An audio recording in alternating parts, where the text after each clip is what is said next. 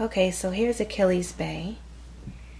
And for anyone that is familiar, I just messed up the bottom of my soap. Just took a big old chunk out. But for those that are familiar with it, you know that this is not what Achilles Bay looks like. And I'm pretty ticked about it. This soap is like, I don't know, this is a soap I can make in my sleep. I've made it so many times. I know my recipe for it, how I would design it, everything. It's just, I don't know what went wrong today. But the color is wrong. It's supposed to be blue-green. And this is like a pastel blue. So the color is wrong. And then I make this soap in 2 layers.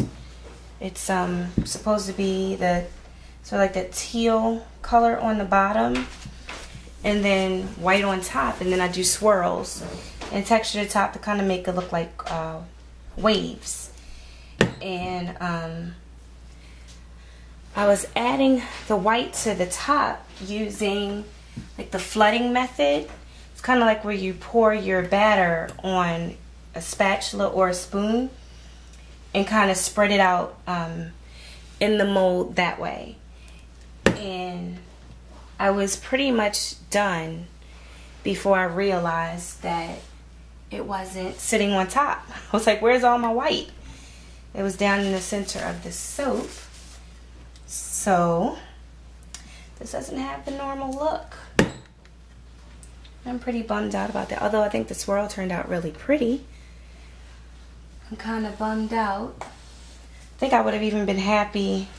I did fine about the color. I mean the swirl, you know, and not having the layers, if at least the color had turned teal instead of blue. I like the swirl a lot. It's very pretty. But it's not horrible or anything like that. It smells amazing. Of all of my soaps, like of all the soaps that the blends that I do, Achilles Bay is my personal favorite. It's fresh, kind of like a spa-like fragrance, and it has like a tropical twist to it.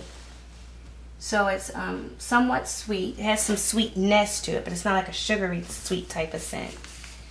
And it's fresh and aquatic, but not salty.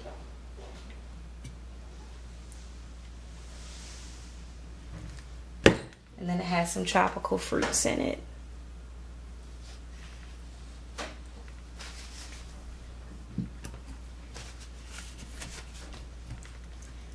And in a minute, I'll go ahead and show you guys my room. It's pretty much done now. I doubt if I'll be doing anything else to it for a while. At least I have this for the most part together. So go ahead and focus on getting furniture into the rest of these empty rooms. It's a lot of rooms in this house to fill up. We moved here from a townhouse. About 1,100 square feet, something like that. So we didn't come with a whole lot of furniture. This has like a family room, formal living room, another family room down here in the basement, another bedroom down here in the basement. And then I had this space back here.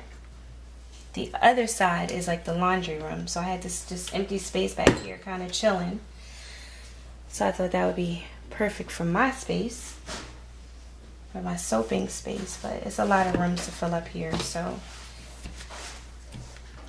I'm not going to go overboard trying to get a bunch of fancy shelves and stuff for down here. I don't make soap down here because there's not a sink down here. I mean, it's a sink in the bathroom, but not a sink that I would be in, you know, mixing lye and stuff like that. So I still make the soap upstairs in the kitchen. But it's nice to be able to do this part down here and store away all of my things. Brandon did measurements for me. He said the room is, I think, just over 200 square feet. So it'd be nice eventually to maybe get a table down here. And I can turn it into more than just a soaping room. It can sort of be just an overall crafting room. I decided to take up sewing. Everyone in my family sews except me, so get into that a little bit. Alright, so I'm going to show you the room real quick. Show you my space.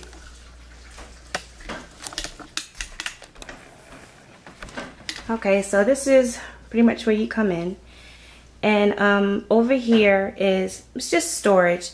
There was this large board in the laundry room, so I just took that and raked it up on top of some storage bins, and I have myself a long table, so that worked out perfectly.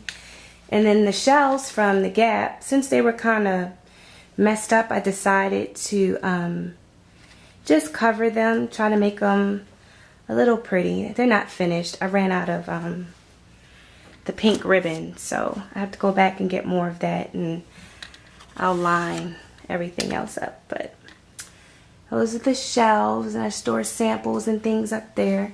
This is going to be the curing rack, and then right here is where I'm keeping all of the oils and stuff right now. So I have some stuff out in the garage that I need to bring in.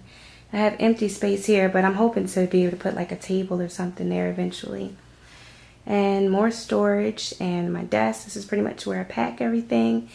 Keep soaping notes, and my table, and it's more storage space under there. So that's pretty much my soaping room in a nutshell. And okay, I'll be right back with the third soap.